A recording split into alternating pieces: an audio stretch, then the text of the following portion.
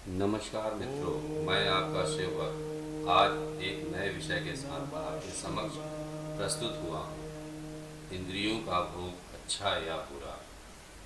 मुख्यतः हमारा शरीर 5 तत्वों से मिलकर बना है: अग्नि, वायु, आकाश, पृथ्वी और जल तत्व। उसी प्रकार हमारा शरीर 5 इंद्रियों के प्रभाव से चलता है।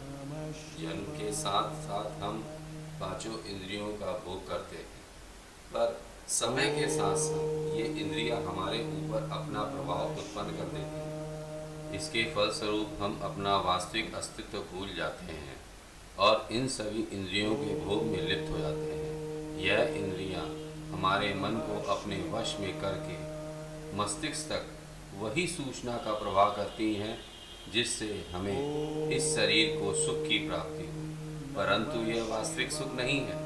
यह आपको मोह, माया, लोभ, काम, क्रोध, अहम और व्यभिचार की तरफ प्रेरित करती है। आपके जीवन में जब तक इंद्रियों का भोग लिखा है, तब तक आप इस मृत्यु लोक से मुक्ति नहीं पा सकते और ना ही प्रभु को प्राप्त कर सकते। अगर आपको प्रभु की प्राप्ति करनी है या मोक्ष को प्राप्त करना है, तो सबसे पहले अपनी इंद्रियों को अपने वश में करना होगा।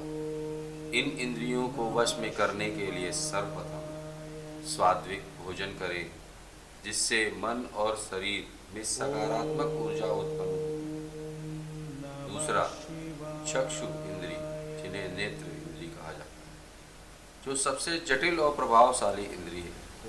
जो कुछ आप देखते हैं वह आपके मन से होता हुआ आपके मस्तिष्क तक पहुंच जाता है और उसका प्रभाव आपके चरित्र पर प्रदर्शित होने लग जाता है। इस इंद्रिय की अभिलाषा हमेशा वह दृश्य देखने की होती है जो आपके मन को तृप्त करे, चाहे वह सकारात्मक हो या नकारात्मक। अगर दृश्य सकारात्मक हुआ तो आपकी ऊर्जा आज्ञा चक्र की तरफ उठ जाएगी, जिसका प्रभाव आप अपने जीवन में महसूस करेंगे। अपने आप को बहुत सकारात्मक ऊर्जावान महसूस करें। लेकिन अगर दृश्य नकारात्मक हुआ तो वह आपके अंदर काम, वासना, मोह, माया, लोभ की उत्पत्ति कर देगा, जिसकी वजह से आप अपने आप को पूर्ण नहीं कर पाएंगे और आप काम वासना में लिप्त हो जाएंगे, मोह माया में लिप्त हो जाएंगे। काम वासना आपकी ऊर्जा को ऊपर उठने नहीं देती है और उससे किसी भी तरह नष्ट करने को प्रेरित करती रहती है। उसी प्रकार माया आपको वास्तविकता से दूर रखती है, जिसके प्रभाव से आप ईश्वर को नहीं पा सकते, क्योंकि आपका मन पूर्ण तरह से व्यभिचारों में भरा हुआ है। इसलिए आप सर्वप्रथम अपने विचारों को शुद्ध करें। आपको किसी के स्पर्श का कोई प्रभाव नहीं पड़ना चाहिए।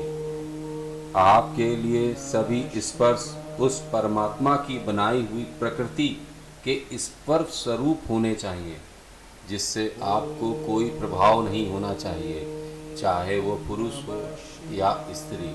अतः अंत में मैं आपसे बस इतना ही कहूँगा कि अगर आपको प्रभु को प्राप्त करना है तो आप इंद्रियों का भोग छोड़ दें या उसको अपने वश में रखें। यह एक बहुत जटिल प्रक्रिया है जो समय के साथ धीरे धीरे आप में आती है। इसको आज से ही प्रारंभ करें और अपना जीवन सुखमय बनाएं।